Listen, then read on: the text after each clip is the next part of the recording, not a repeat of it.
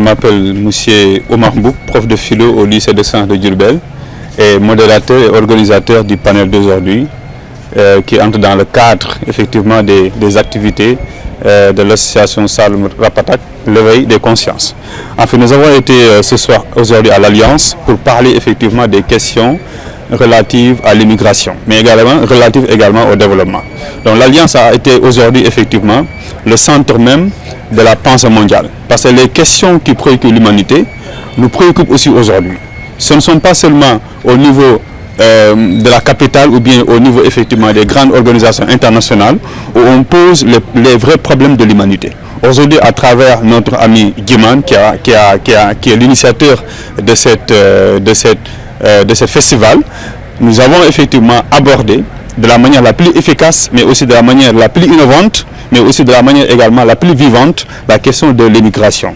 Où effectivement des amis du Togo, des amis venant du Mali, des amis venant également de la Guinée, ont eu effectivement à développer leur point de vue par rapport à cette question. Et nous avons retenu effectivement quelques solutions. Et la première solution qu'on a retenue, c'est quoi? C'est effectivement, il faut qu'on aille vers le respect de la dignité humaine. Parce que la question de l'immigration clandestine également pose la question de la dignité humaine. Ça pose aussi effectivement la question aussi de l'estime de soi.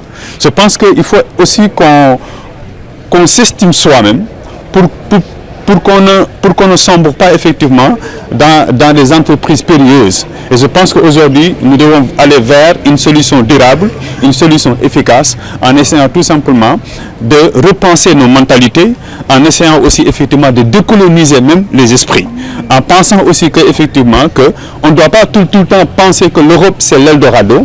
L'Eldorado est une construction.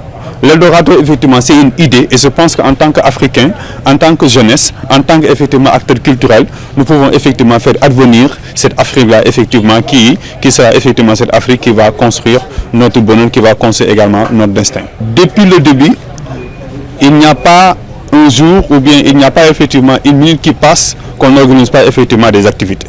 Maintenant, ces activités, on les organise par rapport effectivement à différents angles. On communique par la danse. On communique effectivement par des panels.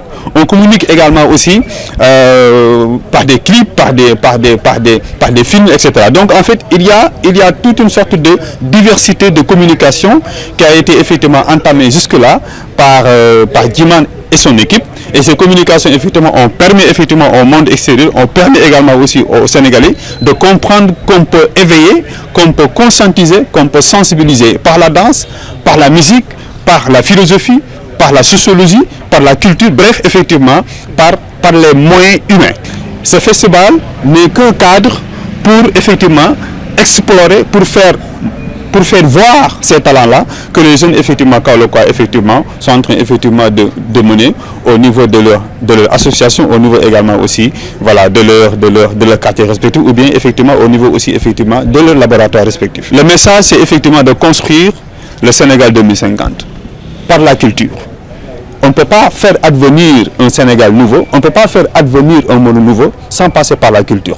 C'est pourquoi effectivement la culture est fondamentale, elle est même autant pour moi le moteur du développement, mais aussi effectivement la culture est même ce qui fera de l'homme un être pleinement humain. Je m'appelle Fatou Ndiaye Diagne, kaolackoise de souche. J'ai été invitée, comme pas mal de gens aussi ici présents, à ce festival qui rentre dans le développement, je dirais pas du Sénégal, mais de l'Afrique en entier. Et ce développement doit nécessairement passer par cette souveraineté. Et aujourd'hui, le phénomène de l'immigration clandestine vraiment ne rime pas avec les soubassements d'une souveraineté qu'un pays demande tout simplement pour aspirer à se développer. Beaucoup de problèmes parce que comme on le dit, on ne peut pas déceler des solutions sans pour autant toucher le fond de la plaie. Et le fond de la plaie, c'est ce qui constitue les différents problèmes qui régissent tout simplement l'avancée de ce phénomène. Et on a vu avec les différentes alternances qui ont eu au Sénégal, toujours on voit une flambée quand même de l'immigration clandestine. Et aujourd'hui, on voit que c'est convoité de plus en plus par des femmes, des enfants,